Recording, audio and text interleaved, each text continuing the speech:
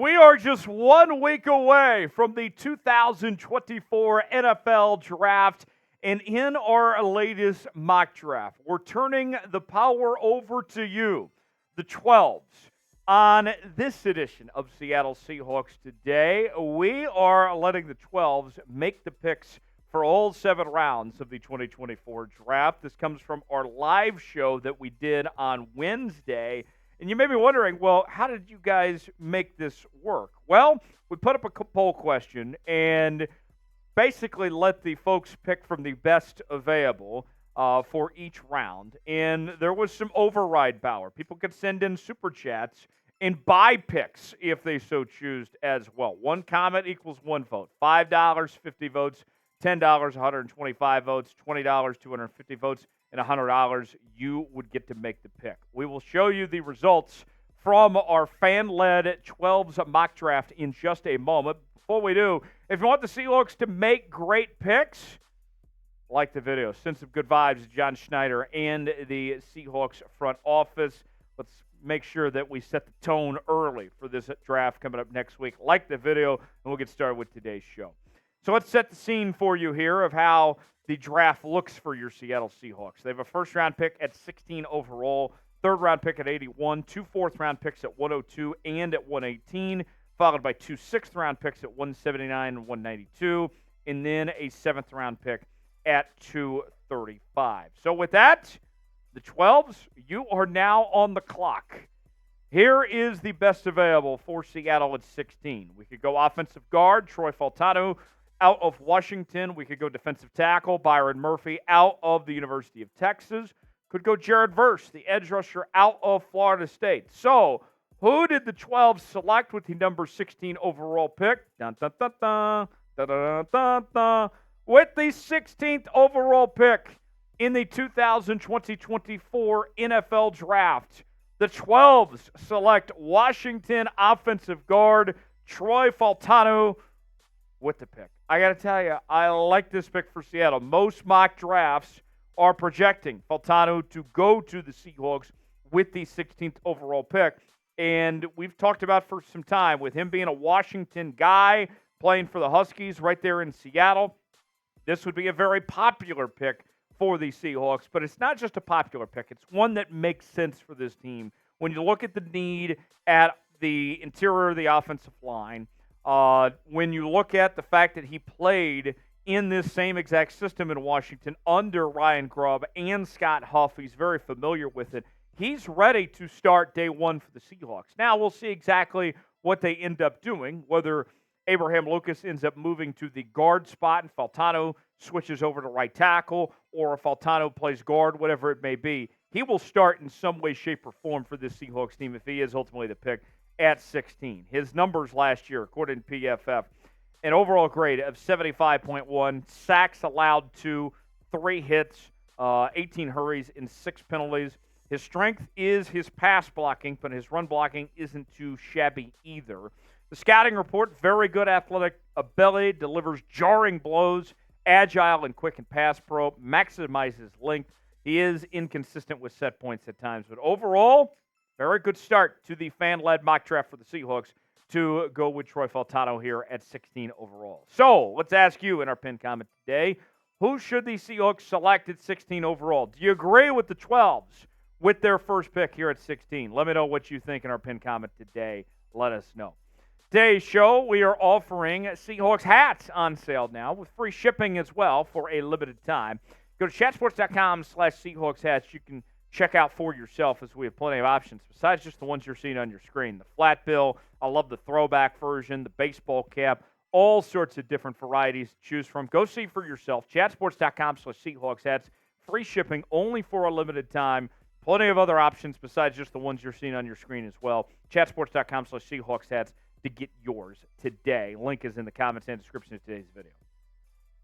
Let's move ahead to pick number 81 now, and a few options for the 12s here, as they could go with Cedric Gray, the inside linebacker out of North Carolina, Cole Bishop, safety out of Utah, Cade Stover, tight end out of the Ohio State, and based on the vote total, this one wasn't even close, as the 12s resoundingly go with Cedric Gray, the inside linebacker out of North Carolina, at number 81 overall in the third round. Gray was with the Tar Heels for the last few years, a second-team All-American selection in 2022, a two-time first-team All-ACC player as well in 2022 and in 2023. Mel has him as the number 4 off-ball linebacker on his big board. And with Devin Bush gone, you'd have to think that if you draft Cedric Gray, he would immediately play a significant role in the Seahawks linebacker rotation. His stats in 2023 go as follows: 121 tackles, 11 tackles for loss, 5 sacks, a pretty high number for an off-ball linebacker, with 2 forced fumbles, 4 pass breakups, and an interception. So not a bad pick from the 12s there. Let's go to 102 now, as the best available includes Mekhi Wingo, the defensive tackle from LSU, Spencer Rattler, quarterback from South Carolina, and Kyrie Jackson, the corner from the University of Oregon. I tried not to influence this draft too much, wanted the 12s to kind of choose for themselves, but I was just hoping and pleading, please don't take Spencer Rattler. And the 12s, they came through. They did not take Spencer Rattler. We didn't have a moment like we did last year when they took Stetson Bennett, much to my chagrin, thankfully. Very smart pick going here with LSU defensive tackle Mekhi Wingo at 102 in the 4th round. Began his career with the Missouri Tigers, ended up transferring to LSU for his final 2 seasons, was a second-team All-SEC selection in 2022. Mel Kiper has him as the number 9 defensive tackle in this year's draft, so fill a big position of need there as the Seahawks continue to look for help there in the interior of the defensive line. Last season, Wingo had 4.5 sacks with 19 pressures, 5 tackles for loss, and 25 tackles. Not a bad year at all for Mekhi Wingo there. Let's go to 118 now, and a couple different options here for the Seahawks. Another defensive tackle potentially on the board, Dwayne Carter out of Duke. Could go Bo Limmer, the center/offensive guard out of Arkansas. We've already taken care of the offensive guard spot with Troy Faltanu, but could we find a spot for Limmer potentially? And then there's Miles Cole, the defensive tackle from Texas Tech. So what did the 12s go here? This is another one where the 12s made their voices heard very loud and clear. This one wasn't even close, as Bo Limmer was the pick by the 12s at 118 overall in the 4th round. Limmer, the number 6 tight end on Kiper's big board, flexibility to play both center and the offensive guard spot. We'll see exactly what the Seahawks have in mind if they were to draft him. But nonetheless, somebody that was a 3rd-team All-American just a season ago, as well as a second-team All-SEC selection, playing his entire career there with the Arkansas Razorbacks.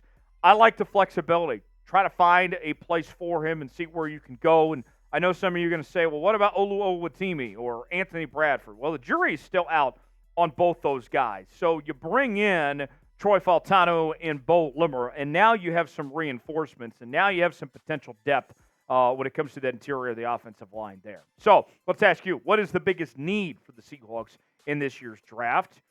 So far, what we've seen from the 12s in this fan-led mock draft is a very needs-based draft, which is different than what we see from John Schneider typically, who is more of a best available type guy. What's the biggest need in the draft? Weigh in the comment section and let us know what you think.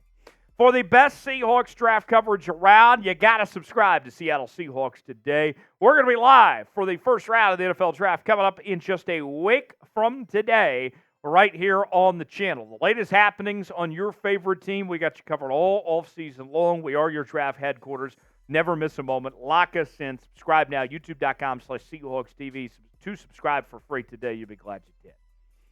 Let's go to 179 now, as we have a couple different options for the Seahawks. We could go with DeAndre Price, the corner out of Mississippi. Could go Evan Williams, the best name in the draft. Some cheap liquor there at 179, the safety out of Oregon. Or Tip Riemann, the tight end out of Illinois. And I got to say, this was a very close vote between the two. Came down to a couple super chats to break the tie, as Tip Riemann is ultimately the selection for the Seahawks, the tight end out of Illinois at 179 overall there in the 6th round. we go to 192, and the 12s lucked out that DeAndre Prince ended up still being available on the board for Seattle here at 192. Could it be redemption to get Prince this time around? What about Jordan McGee out of Temple, an inside linebacker? Or there's Frank Gore Jr. Wouldn't that be something to get Frank Gore's kid in Seattle? I tried to tip the 12s, be like, wouldn't it be funny kind of despite the Niners to go get Frank Gore Jr. potentially, even though running back's not the biggest need? Ultimately, the 12s here go with DeAndre Prince, the corner out of Mississippi, at 192 overall. For the final pick for the Seahawks at 235, here's what's left for Seattle here. They could go Jordan Jefferson, the defensive tackle out of LSU, which would then pair him up with Mekhi Wingo. Get a couple LSU defensive linemen there. You could go Julian Pearl, the center/offensive guard out of Illinois, who played there with Tip Riemann as well at Illinois. Or we could go outside linebacker, something that we haven't taken care of in this draft yet, with Javonte Jean-Baptiste. This was a back and forth, a very close vote between Jean-Baptiste and Jefferson. Ultimately, the Super Chat battle went the way of Javonte Jean-Baptiste, as there was a couple Super Chats that came in buying the pick for Jean-Baptiste at 235 overall, and he was the final pick in the fan-led mock draft. So how did the 12s do in the fan-led mock draft? A, B, C, D, or F. Give the grade to the 12s. What do you think? I'll give my grade here in just a second, but I got to tell you, I'm very impressed with the job the 12s did with this fan-led mock draft. Let us know what you think, A, B, C, D, or F. My grade, I'm going with an A. If this ends up being the draft for the Seahawks, I can totally live for this. It's clear the 12s, you guys know ball based on your draft selections that were made here. And it was a very need-based draft, which is different than typically what we see from John Schneider, who's very much about going with the best available. The one thing I would say, the only need that really wasn't covered here was the safety position. Everything else from the interior to the offensive line, to inside linebacker, defensive tackle, corner, outside linebacker, all of those were covered. So to recap, the draft results from the 12s, they include Troy Faltano, the offensive guard out of Washington with the first-round selection. Cedric Gray, the inside linebacker out of North Carolina with the third-round pick. Mekhi Wingo, the defensive tackle out of LSU with the fourth-round pick, followed by another fourth-round pick, Bo Limmer, the center/offensive guard out of Arkansas. And then we wrapped up in the sixth round with Tip Riemann, the tight end out of Illinois, followed by another sixth-round pick, DeAndre Prince, the corner out of Mississippi. And then our final pick of the draft was Javonte Jean-Baptiste, the outside linebacker out of Notre Dame. A lot of fun doing the fan-led mock draft. Appreciate all of you that participated in our live show and made this fan-led mock draft happen. If you enjoyed today's show, if you want the Seahawks to make the right selections in next week's draft, like the video. We'd certainly appreciate it. We'll see you next time here on Seahawks.